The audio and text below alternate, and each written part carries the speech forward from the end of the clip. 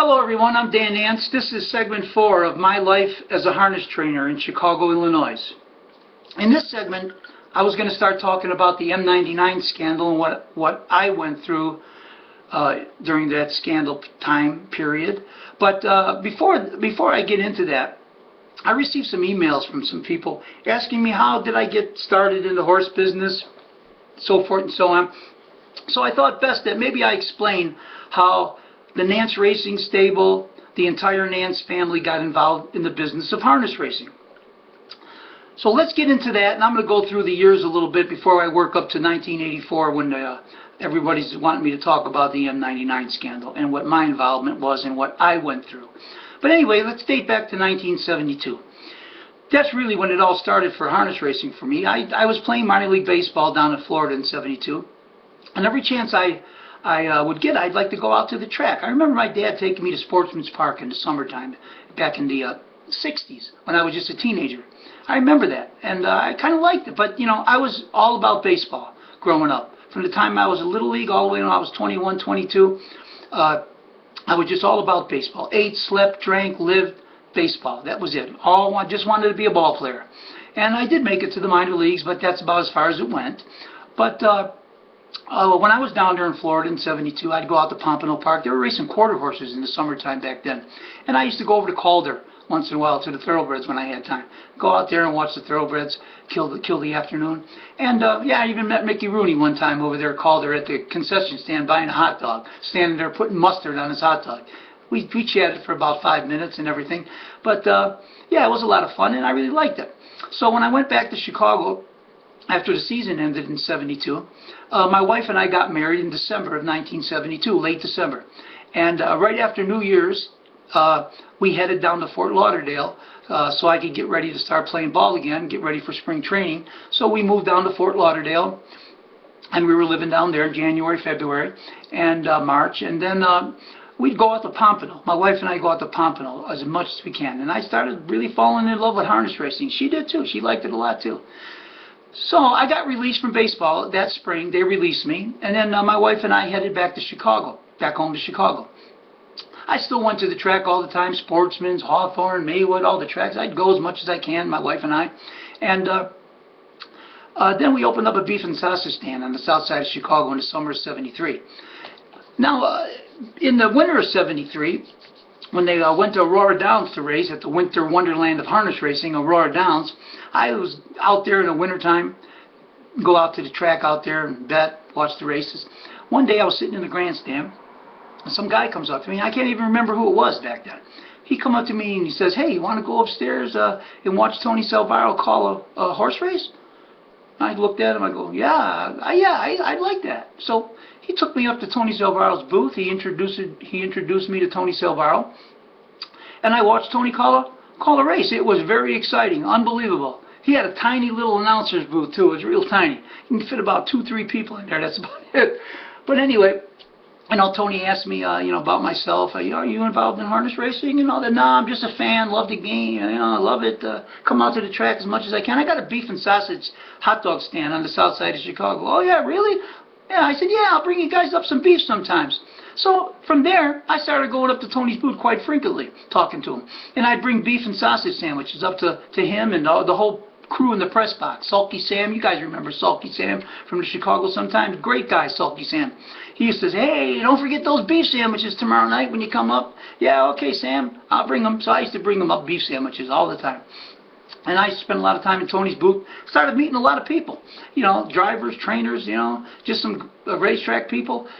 Dennis Bird, he used to come up there to Tony, talk to Tony, met Dennis Bird and all that. And then this guy, Steve Ginder. I know a lot of you guys back in Chicago know Steve Ginder. He owned some horses back in the '90s and stuff with Rucker. And he was always a pest around the track, pester every trainer looking for tips and stuff. Yeah, he never bothered me. Ginder never, he's a nice kid. He never bothered me, And but he used to be a runner for Paisley back then in the '70s. He used to run Paisley's in his old man's bets. He'd come up to Tony Salvaro's booth. "Yeah, Paisley's betting on the Grumbler tonight. I'm going down to make the bet now, "Oh, really? Okay." So, Tony and I slap a bet down on the Grumbler. Sure, he won. Yeah. So anyway, met Ginder. But then later on, I guess, years later at Sportsman's Park one night, I guess Paisley, and the old man fired Ginder. He was, I guess they got mad at him because he was telling people what they were betting or something, I don't know.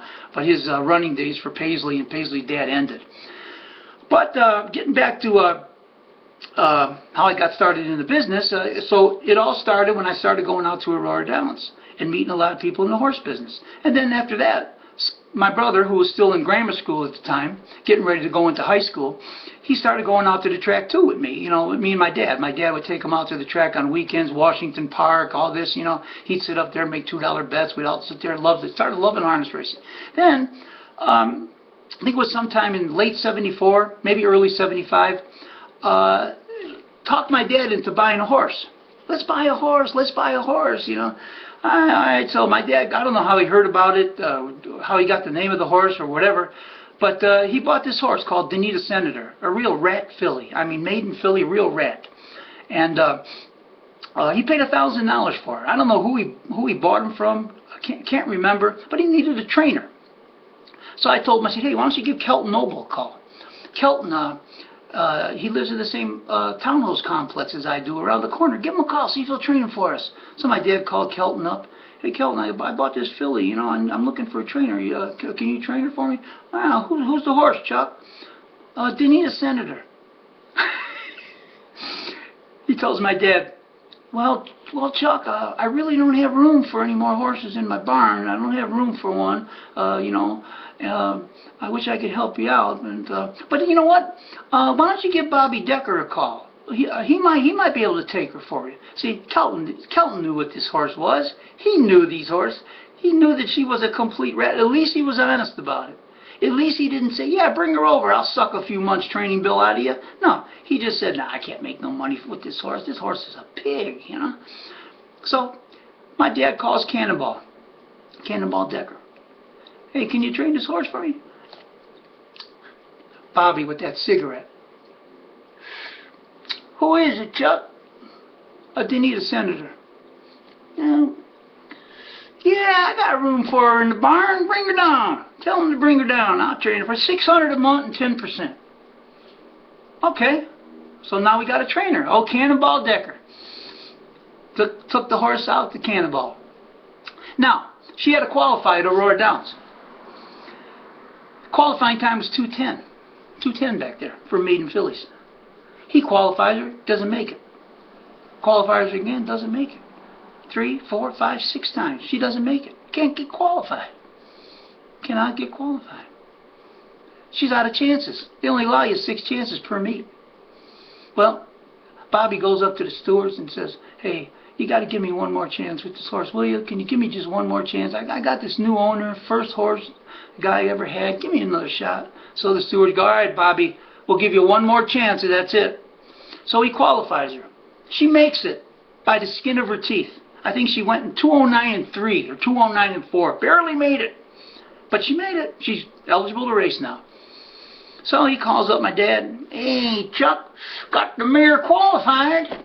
I'm going to drop her in the box. Okay? All right. Oh, that's great, Bobby. Good. He drops her in the box. He draws the 8-hole. 8-hole. All right, she's in an afternoon race at Aurora Downs. One afternoon during the week. And she draws the 8-hole. Calls up my dad. Hey, Chuck, the mare got him, but she got the 8-hole. But you know what? I'm going to give her a shot to win in there. You know? I'm going to give her a shot. I'm going to have her pre-race and give her a shot. That's the first time we ever even heard of the word pre-race. Pre-race? My dad says, yeah, Bobby said he's going to give her a shot. Something about he's going to have her pre-race and give her a shot. I said, what's pre-race? I don't know. He just said he's going to, I don't know what pre-race was. We didn't know nothing. All right, we didn't know nothing. So, she's got the 8-0. I'm working down at Meigs Field in Chicago. I'm working down there for a commuter airline at the time. You know, trying to make a living.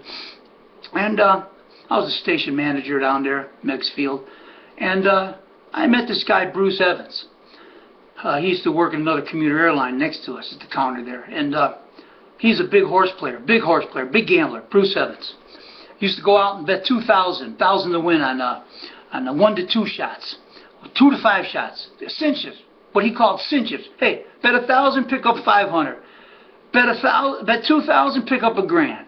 Bet you know, whatever. 2 to 5, 1 to 5, 1 to 9, 1 to 2. That was him. Loved it. He'd fly to Detroit to bet on McElwain's Danger with Raymond Tripp just to get $3 because he could fly for free. Go there and bet $1,000.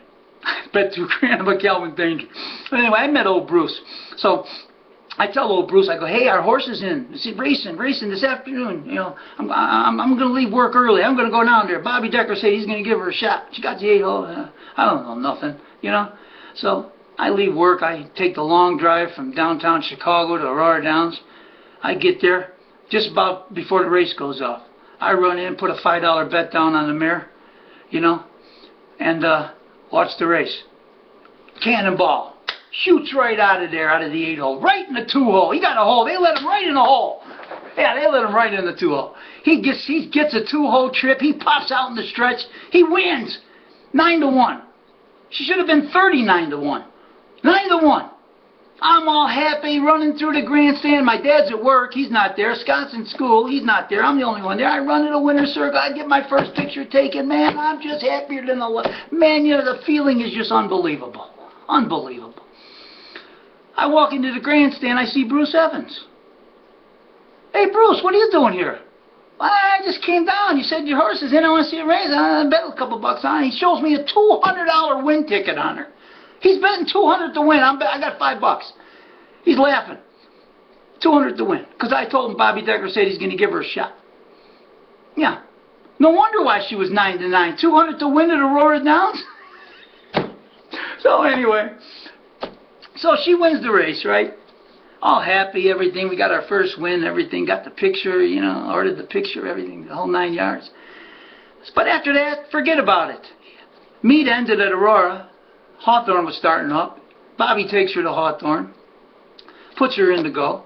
We don't know she's this bad. I mean, we know she's not fast, and she's distance. Can't even get around the track with those that meat top horses. So after about 2 months, 3 months training, Bill Cannonball says to my dad, you know, Chuck, she's just not going to do. You know, we're going to be racing the Sportsman's and Maywood, and she can't do, Chuck. She just can't do. I got to be honest with you, Chuck. So anyway, you know, that was it for Denita Senator. But he goes, I'll tell you what, Charlie. I just bought a mare, nice mare, Heather Maryland. I'll sell her half to you for $7,000. She's a nice mare. Now winners of 2. So my dad, you know, okay, I'll let you know, Bobby. So next day he calls Decker up. Yeah, we'll take her, Bobby. We'll buy half of her. Okay, Charlie. That sounds good. So we buy half of Heather Maryland. Now she was a nice mare. This was a nice mare, Heather Maryland. She was making some money. Win, second. She would checks. She was fine. Race good. She could race at Hawthorne. She could race at Maywood. She could race at Sportsman's. Eligible. She could compete.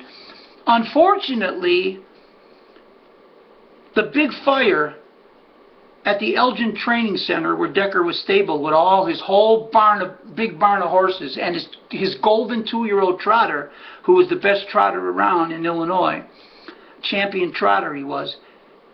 There was a fire out there, and his trotter got killed. A few other horses got killed. Heather Maryland was in the fire. She didn't die. But the smoke inhalation was so severe, she never recovered. She couldn't breathe. You know, he tried getting her going, racing her, but lungs were shot. So she's done. She's done. Now that one's done. Out of business again. So, you know, time went on, a little bit of time, a year or two. I can't remember how long it was, but we were hanging around Aurora Downs, my brother and I.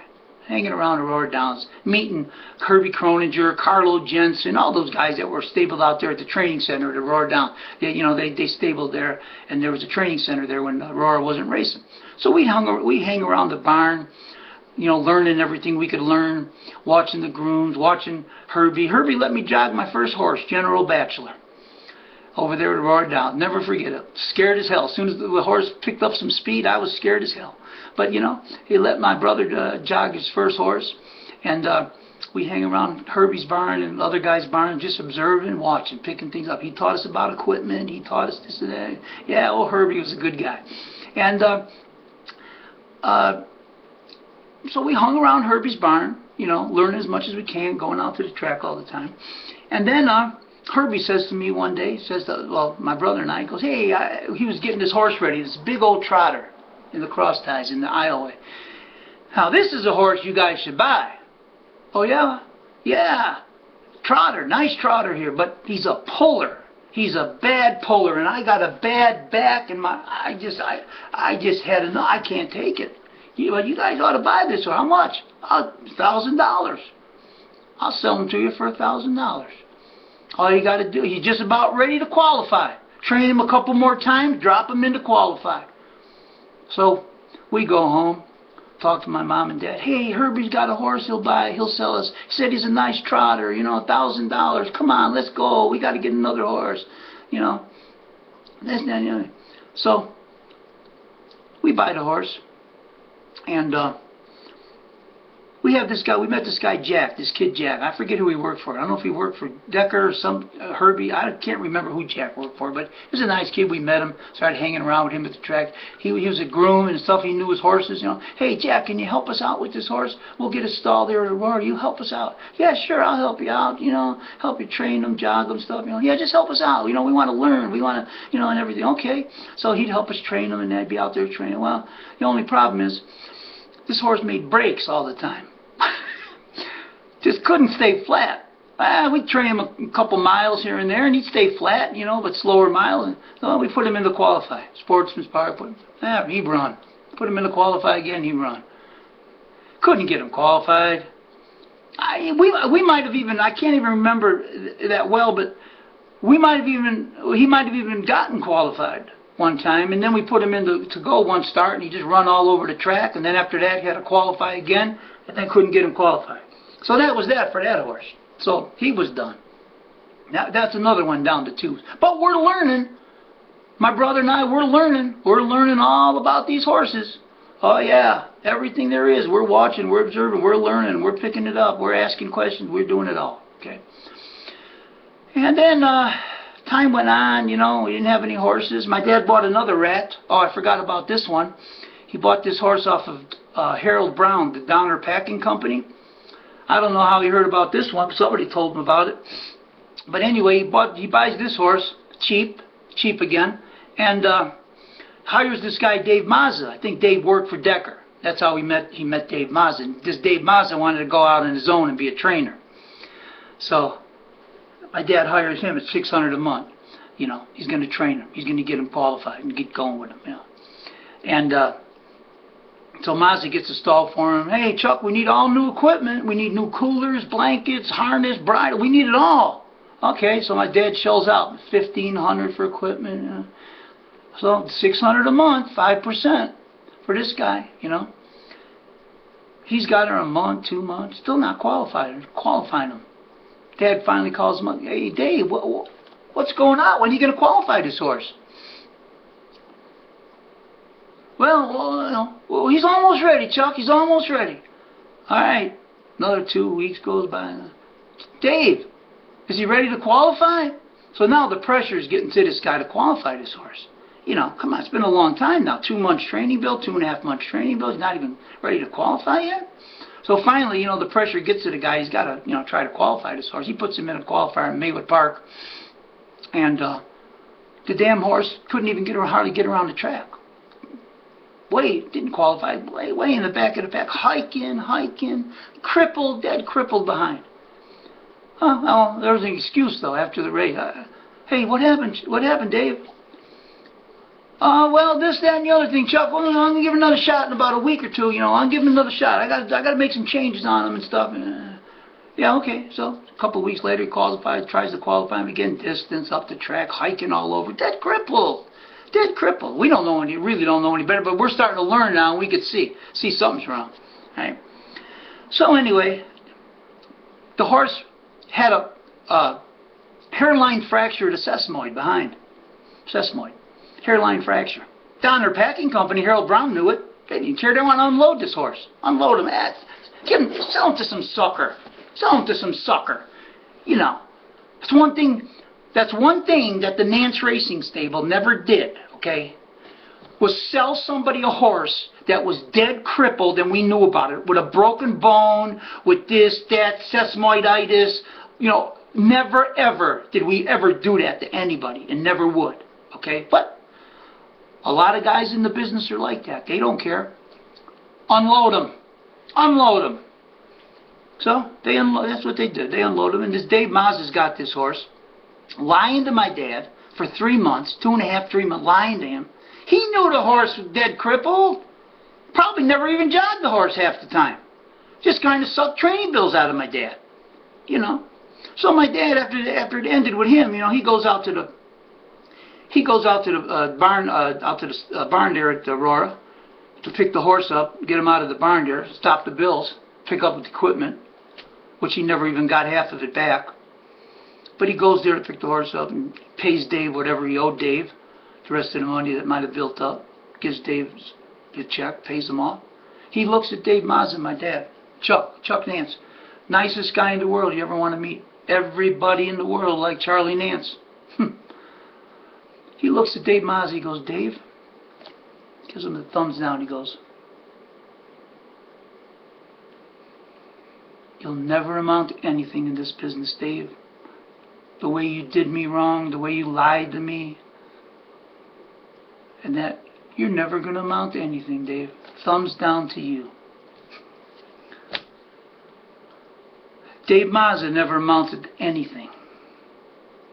Never. Done, finished, out of the business. Never even had a decent horse in his life.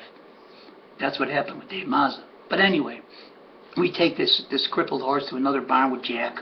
We got him. I remember getting a stall for him next to Dan Poprowski. First time I ever met Dan Poprowski at Aurora Downs. Nicest guy around too. Dan Poprowski, great guy, nice guy. Yeah. He had a stall right next to us, so we couldn't get this other crippled. Forget it. Probably called Bud Leonard and pick him up. You know, Bud Leonard. You know, I don't know if you guys know it or not. A lot of you do, old timers. But Bud Leonard, Terry Leonard, and Gary Leonard's dad, and Casey Leonard, and that was his grandfather. But Bud Leonard was a nice guy. But what Bud did was to make spare money, he would buy all the crippled horses in Chicago, crippled. Your careers are done, finished. He'd buy them, give the owner a couple $100, $100, $200, sometimes maybe $300, depending on what he felt he could get for the horse from the Amish. And he'd buy them for you, take them off your hands, and he'd load up his 10, 15 horse open air trailer. He'd load them up and take a whole shitload of them down there to the Amish in Indiana and sell them off to the Amish. That's what Bud did. So we probably called Bud up to, hey Bud, this horse is crippled, you know, you want to buy him from us, you know, come out. Yeah, so we unloaded him. You know, unloaded the trotter probably. So the only thing you can do is Amish him out. I'm not saying send him to no killers now. No, we'd never do that. Never. You know, as far as we were concerned, Bud was buying them to send them to the Amish where they could pull a buggy. Okay, that's the extent that we know. That's what Bud Leonard did. So when any horse that was broke down, you call Bud Leonard up, and he'll Amish him out, and then the horse could have a nice home pulling a cart down in Indiana. So anyway, that was it. Done again. No more horses. Got done. But you know, we're hanging around the track, hanging around, meeting more people, doing that, learning. You know, we could jog now, we could train. You know, we could, you know, this and that. So 1979 comes, and Scott, again, talked my parents, said, we got to buy another horse, but we got to buy a good one. Let's buy, you know, I'm working. I'm trying to, you know, I got a wife, kids. I got to make some money, so I'm working. You know, I got a job. And, you know, Scott's getting ready to get out of high school now, 79. And so he tells my mom and dad, we got to buy a horse. Let's buy a good one. Buy a good one. You know, let's claim one for $8,000. And we could race him at all the good tracks and everything. You know. So my parents, oh, I don't know. We got burned so many times, you know. Everything we bought went lame, crippled, or we got lied to and, you know, conned by these, you know. And who's going to train them for us? We'll do it ourselves.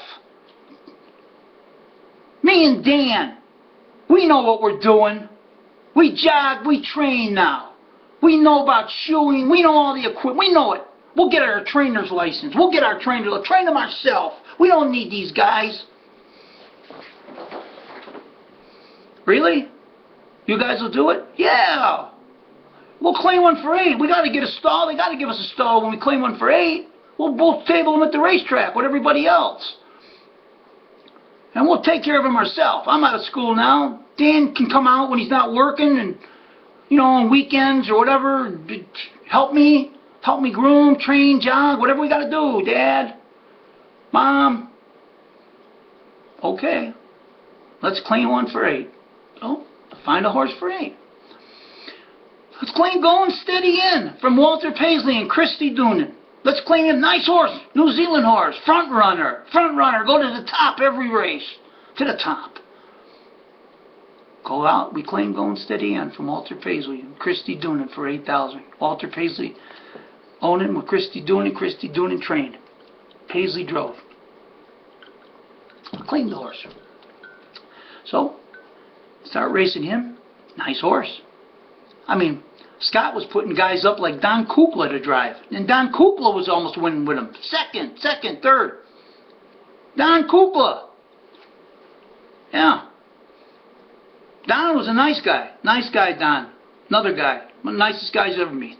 Liked him a lot. But he was no driver. He was no catch driver, So you're using guys like Kukla Going Steady. And now, here comes Laverne Hostetler in 1979. All of a sudden, Laverne Hostetler pops onto the scene. He's driving in Chicago. Who's this guy, Laverne Hostetler? He can drive. He can take one to the top. So let's put Laverne up. Put Laverne up. And boom, boom, here's Steady, wire to wire. It's Going Steady In. It's Going Steady, going to the lead. It's Going Steady. Oh, Steady, front running fool. Couldn't beat him if he got the lead. Couldn't beat him on the front end. 10, 12, racing him as high as 17 5-claimers. Okay, we're just starting out. Scott's with the horse most of the time at the track, jogging him about 4 in the afternoon, training him at night. Got one stall there across from Jim Morrissey. Jim Morrissey, the old man. I'd come in at night to jog sometimes. This Morrissey's looking at us, never talked to us, oh Jim. Later on down the years he talked to us. Nice guy, Jimmy, and his crazy son. Who are these guys? They're winning races. Who are these Nance guys winning with this horse? They claimed this horse off of Paisley. They're winning with this horse. Well, who are these guys? Where they come from? Jogging at 4 o'clock in the afternoon. We're all out here in the morning. Well, they jog and train this horse at 4 in the afternoon. Well, whatever. No. We had Going Steady In for about 79 into 80, 81. Yeah, about, 2 years. Made us money. And started making a name for ourselves. And then around 1980, later on in 1980, I started saying, to hell with this work, and I'm going to the track with Scott full time. We're gonna do it together here. Because we started having people wanting to buy horses. Friends. Started out with friends wanting to buy horses. Paul Hochschild's dad, Big Bad Butch, who works with Big Daddy. I met Big Butch when my wife was working at the Spirit of 76 discotheque in 1976. Butch was a bouncer. He'd bust guys' heads right open. He busted heads right open. Right inside the Spirit of 76. Those guys got out of line in that disco. He'd bust them. Oh, yeah. Oh, yeah. He even shot one guy at Bobby McGee's over there in Lyons. Shot him. Shot a guy. Oh, Butch did in the leg. He shot him in the leg. You didn't mess with Big Bad Butch. Anybody will tell you that. Ask Danny Shetler. Ask Danny Shetler about Big Bad Butch. He smarted off the Big Bad Butch one time outside of the clubhouse bar over there across the street from Sportsman's Park one night. Because Butch was just leaning on his car. After the races were in, they used to all go in the clubhouse bar and drink. These guys till 2, 3 in the morning, and they have a few drinks in them. They get brave and stuff. Now, Danny Shetler, I like Danny Shetler and his wife. Again, some of the nicest people in the world. But Danny comes out of the bar one night. Butch is only leaning on his, on the fender of his car, talking to somebody, and Shetler comes out. Because Shetler was a big shot back then, big shot in Chicago. What's this guy leaning on my car? Hey, man, get off of my car. What? What'd you say to me? I told you to get off my car. You're leaning on my car. Get off my car. He starts walking toward Butch. Butch tells him, don't take another step toward me. Shetler took another step toward him, and Butch, right here, right in the eye.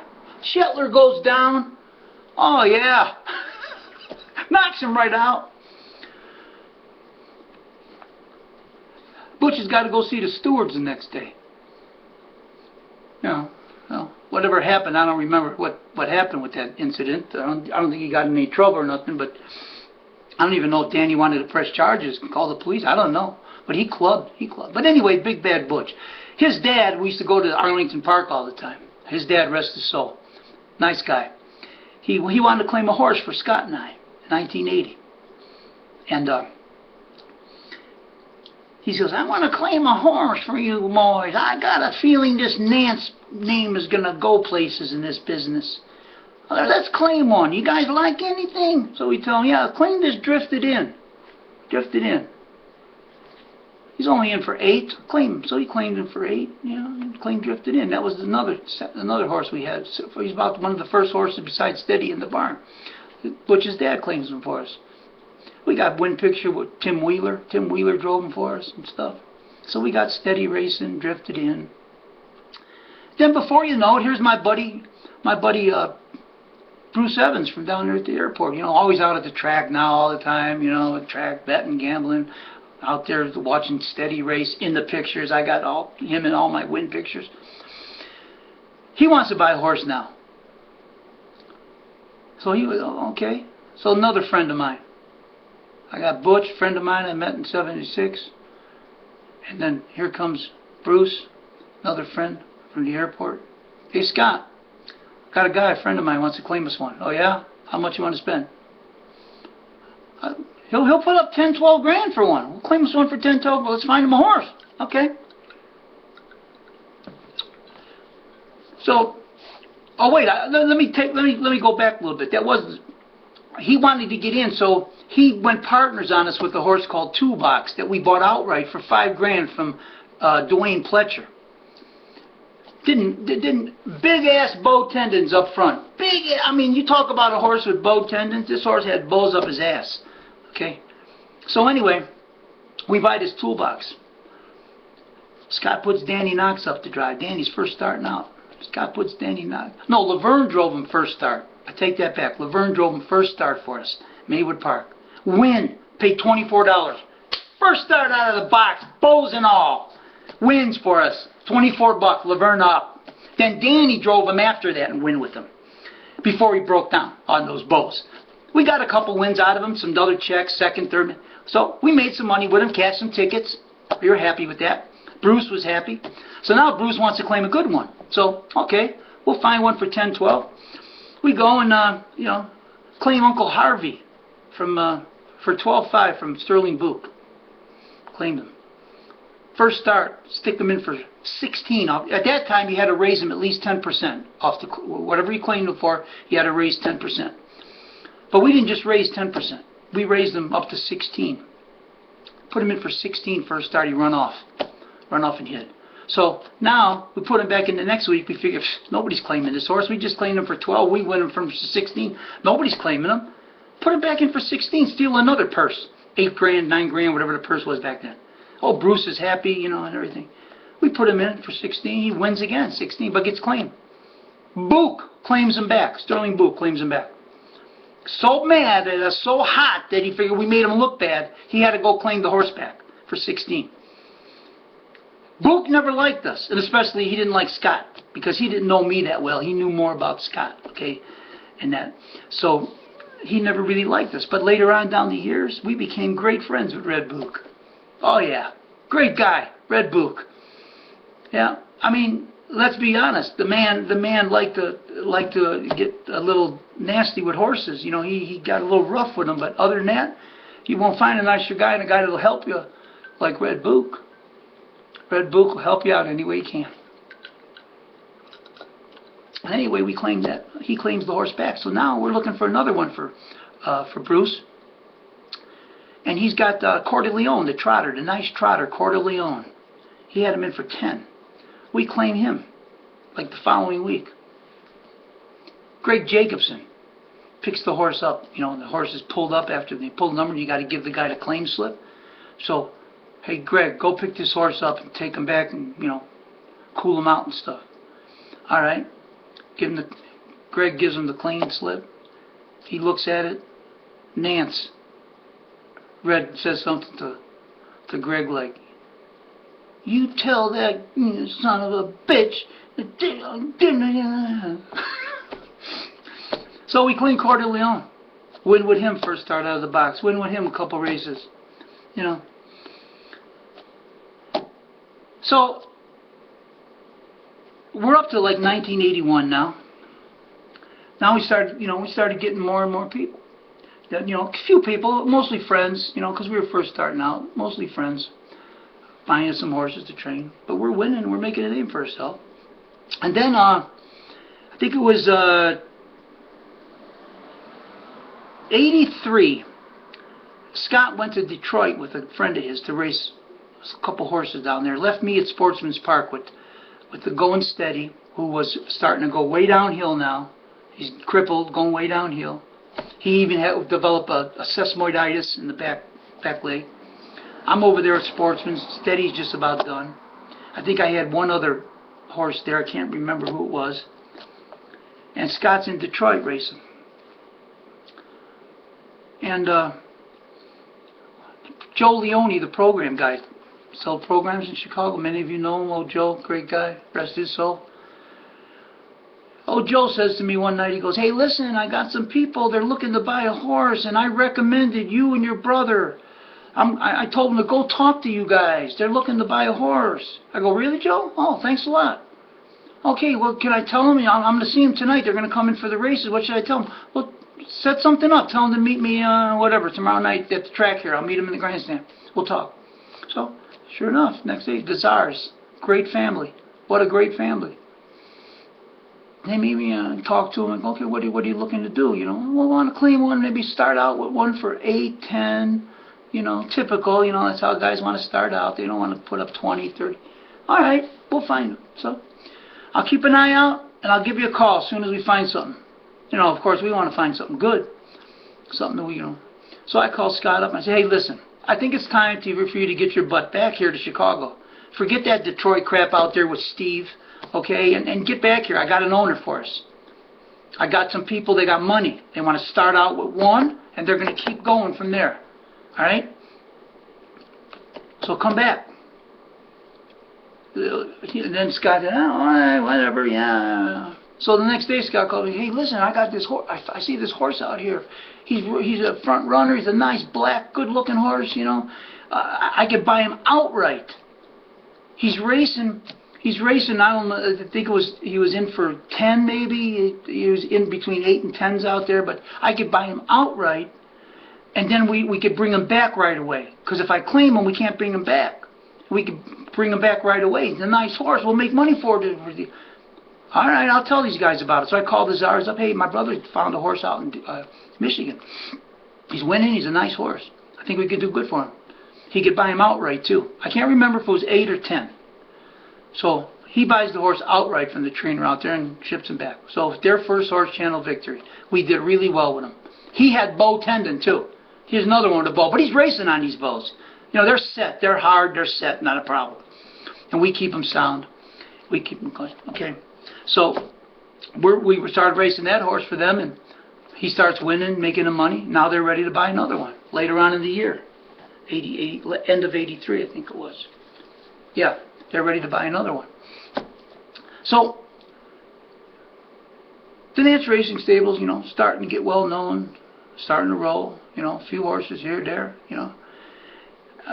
And before you know it, not only did I get the Czars, but all of a sudden I'm cleaning stalls one morning, working in the barn at Sportsman's, and some guy sticks his head in the stalls and goes, "Hi, are you Dan?" I go, "Yeah." He goes, "My name's Phil Vitaliano. Wayne Shearer, a friend of your dad's, who got horses with you, he told me about you. I'm looking to buy a horse." "Oh, really? Okay." Let's talk. So this kid, Phil Vitaliano, and his wife became great friends of ours. Super kid, super guy. Him and his wife. He claims one.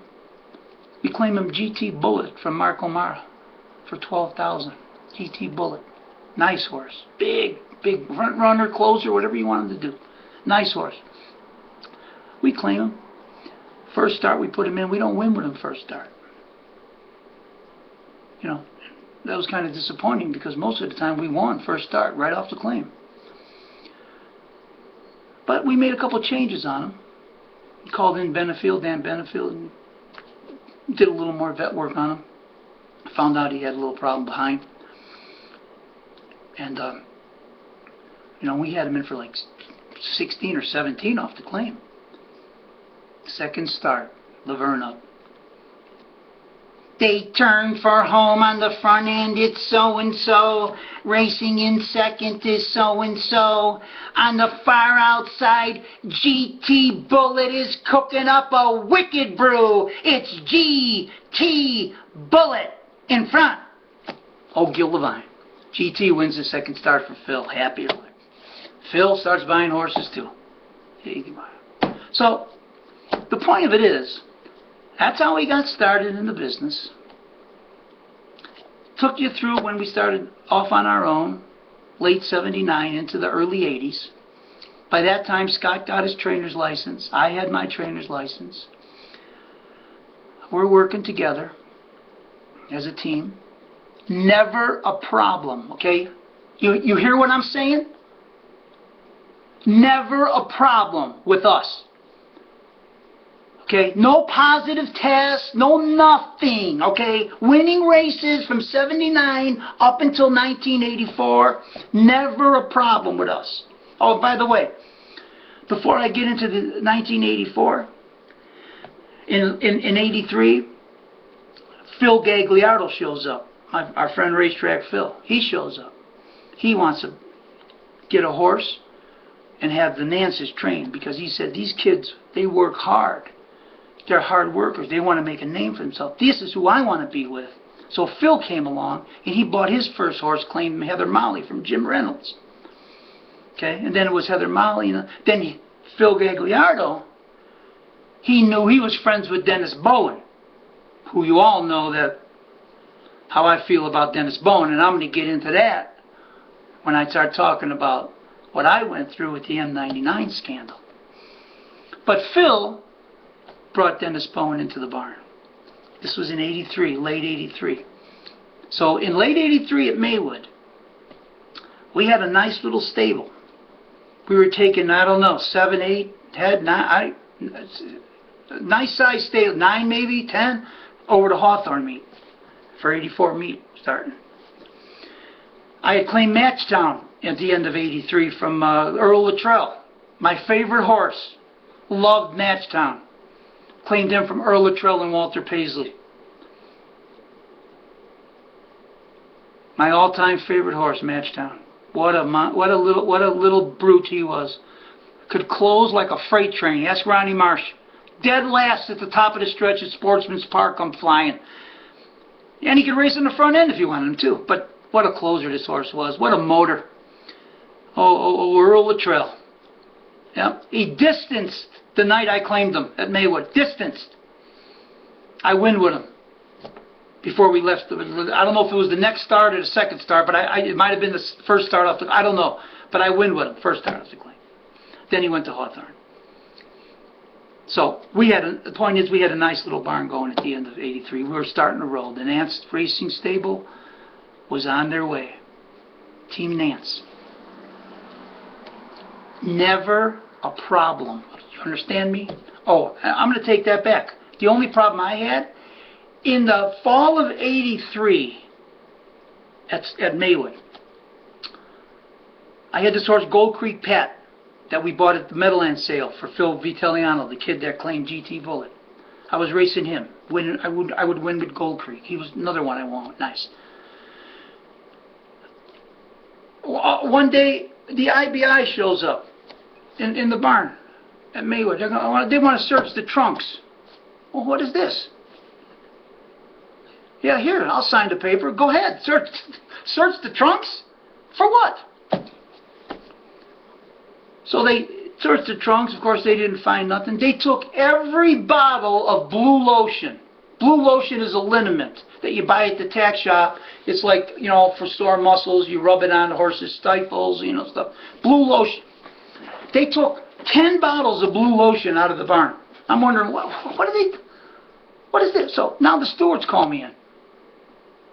That evening, I get a, Dan Nance, call the stewards. Dan Nance, call the stewards.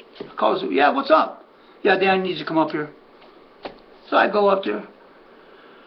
Yeah, what's up? Oh, you got a positive test, Dan. What? A positive test for what? Benzocaine. Benzocaine? What is benzocaine? The shit that you buy that's in the liniment you buy at the store or so? I heard of it, but benzocaine? Yeah. Huh, are you kidding me? Now, what is going on here? So now I'm steaming. Check this out. I went with Gold Creek Pat. I think Bill O'Donnell drove him at Maywood because they had some kind of driving thing going, and Bill O'Donnell wins with him. I remember going to the winter circle to get my picture taken with the groom, this Rob Regola kid that we had working for him. Okay, working for us. We get in the little car that leaves the paddock to go to the winter circle at Maywood. We go take a picture. We get in the cart to go back to the paddock, back to the spit box. This Rob Regola turns at me, and I go, I'm talking to him. Nice win. The kid looks at me, turns around, and goes, boy, I sure hope we don't come up positive. I look at him. I thought he's kind of like insinuating, like I gave the horse something. I go, what are you talking about, Rob? He goes, well, I sure hope the horse doesn't come up positive. So now, you know, I'm not, it's like right over my head. But I remember him telling me that when we left the winter circle. After I get called in by the stewards, and it's Gold Creek Pat who had the positive for benzocaine. So now I'm steaming. So I leave. This Robert Gold is gone now because, you know, he left, went home. But he's got to come back at night to feed. So I'm in the barn after I talk to the stewards. I'm in the barn, and I'm steaming. Here comes Robert Gold in the barn to feed. I look at him and go, hey, Rob, come here. I want to talk to you, buddy. What's the deal with Gold Creek Pat? What do you mean? What do you mean? What'd you do to him? What do you mean? What did you tell me leaving the winter circle, Rob?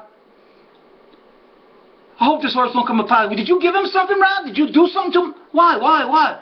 IBI was here. They took all my blue lotion. The steward just told me I got a positive for benzocaine. You better fucking tell me the fucking truth right now, Rob, because I'll put your fucking head through this fucking stall gate. Okay? I'm not fucking playing around, because you're not ruining my fucking career. What happened? You told me that, Rob. Dan, okay. I'll go up to the stewards and talk to him. You fucking better go up to the stewards and talk to him. So he goes up to the stewards, and he tells the stewards, yeah, I painted a paint on the horse's legs, and, you know, it had stuff in it. They go, well, what was in it?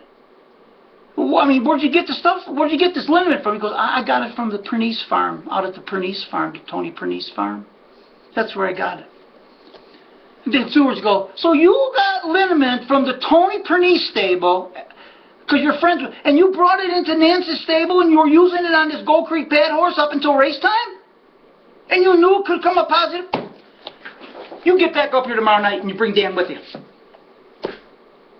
So the next night, it's Rob Grohl and I, he goes up there and confesses, which I'll give him credit for that. I'm going to give him credit for that. He goes up there and confesses to the stewards. Stewards hear the story. They understand. I still trainer responsibility. I'm responsible. Okay? So they look at me and they go, okay, Dan, you trainer responsibility. You're responsible for what happened. So we're going to fine you $500 and give you a 10-day suspension. Oh, really? Even though he admitted what he did? Yeah. Oh, so I got to serve 10 days? 10 days and $500 fine? Yeah.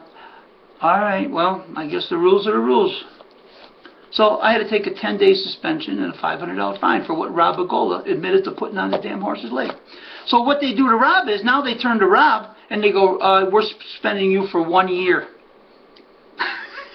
He gets a year suspension. He goes and he appeals. He appeals his suspension to the racing board, right? Because you can appeal the suspensions. They got to have a hearing at the racing board. Now the racing board calls me up. Attorney calls me up and says, "We need you to come down for a hearing here, Robert Gola's hearing." I'm wondering, what for? He goes, "We need you as a witness." Oh, we're subpoenaing you. You have to come down. So I had to go down to the racing board and tell them, what Rob told me and all that, and then the stewards are down there to swear what Rob told them, all that kind of nonsense. So he appeals it, and they turn around after the hearing because of the evidence, and they turn around and give him like 2 years. The racing board ups the suspension to a year and a half or 2, I can't remember. So this guy screws himself by appealing the hearing. But anyway, that was right there at the end of '83, right before we went to Hawthorne. So I served a 10-day suspension. That's the only thing that ever was on my record up until nothing. All those years, Scott, nothing. Never positive. Nothing. Okay, until Rob Regola used benzocaine in a leg paint that he got from Tony Pernice's farm. He told the stewards. Right? So anyway, that's that. So now you guys know how we got started in the business back in the 70s. Took you through the years up until we went on our own in '79. How we got built up, how we were making a name for ourselves. In '81, '82, '83, people coming to us to train horses, and we did well for them. The Czars claimed Fraser's Lad in December. That was their second horse or third horse. I think it was their second horse. We claimed him right before Christmas and for 15. And then Fraser's Lad went on to be a monster, racing 30 claimers the following year. And then we sold them at the Meadowland sale, and about a year and a half later. So we had the Czars, we had Phil Gagliardo and the scumbag Dennis Bowen. We had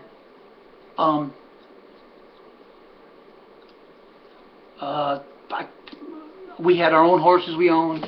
We had Phil Vitaliano's wife. We had Wayne Shear, or whoever else, a couple other guys. I can't remember them all right now.